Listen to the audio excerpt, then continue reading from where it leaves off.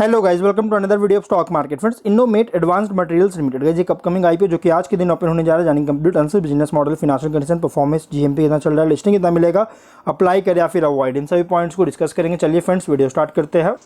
तो guys IPO जो है 11 सितंबर को ओपन हो रहा है और 13 सितंबर को क्लोज किया जाएगा। मतलब आज के दिन ओपन हो रहा है 3 डे आईपीओ और 34.24 करोड़ का fix price issue IPO 34.24 lakh shares का फ्रेश इशू किया जा रहा है। अलॉटमेंट डेट फाइनलाइज किया गया 16 सितंबर का, लिस्टिंग डेट है 18 सितंबर का, एनएसई एसएमई पे लिस्टेड किया जाएगा। 100 रुपीज़ पर शेयर की प्राइस बैंड, 1200 शेयर्स की lot size, expert global consultants private limited इसके लीड मैनेजर, और अगर हम और प्रभात फाइनेंशियल सर्विसेज मार्केट मेकर है, स्काईलाइन फाइनेंशियल सर्विसेज रजिस्ट्रार है। अगर हम बात करेंगे इसका ऑफर का तो अदर्स और रिटेल को सिर्फ ऑफर दिया गया 50% का। प्रोमोटर है कंपनी का लक्ष्मी कांतम्मा चिलाकापति और सरिता देवी चिलाकपाती इसके, और विनय चौधरी चिलाकपाती इसके जो है सो प्रोमोटर है। प्री इशू होल्डिंग 74.52% का, पोस्ट इशू 54.8% का होल्डिंग देखने को मिल जाएगा। बिजनेस की बात करें 1984 में इनकॉर्पोरेट किया गया था। ये जो है so metal powders, टंगस्टेन, heavy alloys का मैन्युफैक्चर करती है। 2 डिवीजन है जिसमें फर्स्ट है इनोमेट पाउडर और सेकंड है इनोटंग, जिसमें कंपनी जो है क्वालिटी मैनेजमेंट सिस्टम स्टैंडर्ड जो कि के साथ कॉम्प्लाई करता है, जिसमें मैन्युफैक्चर जो फेरस और non ferrous metal alloy powders, टंगस्टेन heavy alloy components का जो मैन्युफैक्चरिंग और सप्लाई कर रहा है, इसके लिए कंपनी को आईएसओ सर्टिफाइड किया गया। लगभग 20 प्रोडक्ट्स का जो है डाइवर्स रेंज का 20 प्रोडक्ट्स का डाइवर्स रेंज ऑफर करता है, जिसमें इंक्लूड है copper, bronze, brass, nickel, tin, stainless steel powder अलग अलग इंडस्ट्रीज के लिए। और कंपनी स्पेशलाइज है कस्टम ग्रेड्स ऑफ मेटल और अलॉय पाउडर्स का, जो कि कंटेनिंग है iron, copper, nickel, tin, zinc और कोबाल्ट जैसी इसमें प्रोड्यूसिंग करने में स्पेशलाइज है।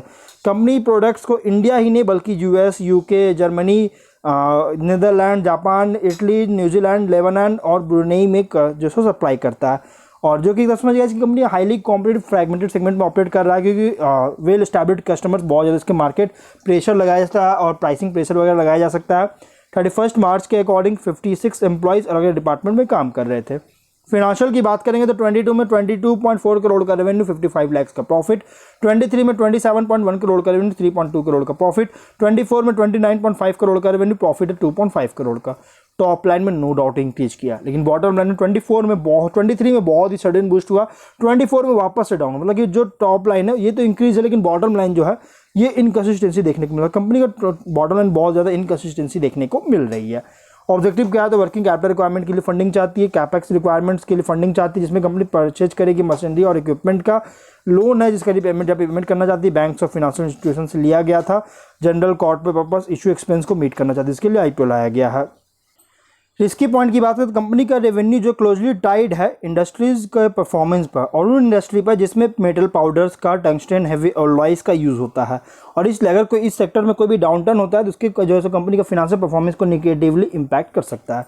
रॉ मटेरियल्स जैसे मेटल्स का कॉस्ट जैसे वोलेटाइल हो सकता है, जिसके कारण सिग्निफिकेंट प्राइस फ्लक्चुएशन हो सकता है, जिसके कारण प्रोडक्शन कॉस्ट को जो है सो इंक्रीज कर सकता है, प्रॉफिट मार्जिन को रिड्यूस कर सकता है और इसके वजह से प्रॉफिटेबिलिटी को अफेक्ट कर सकता है। अगर कंपनी जो है फ्यू मेजर कस्टमर्स पर हेवली रिलाइज करता है, और इसलिए अगर ये कोई भी क्लाइंट्स अगर लॉस होता है या फिर ऑर्डर्स में रिड्यूस एक्सपीरियंस करता है तो कंपनी का रेवेन्यू को और फिनेंशियल स्टेबिलिटी को इम्पैक्ट कर सकता है, जो कि 24 में इंडिकेट किया गया है। इसके जो फिनेंशियल है 24 में यही चीज़ इंडिकेट किया। तो गाइस जिसमें रिस्क भी हो सकता है। अगर आप जीएमपी की बात करें, जीएमपी अपडेट नहीं किया गया, इसलिए लिस्टिंग बता पाना पॉसिबल नहीं है।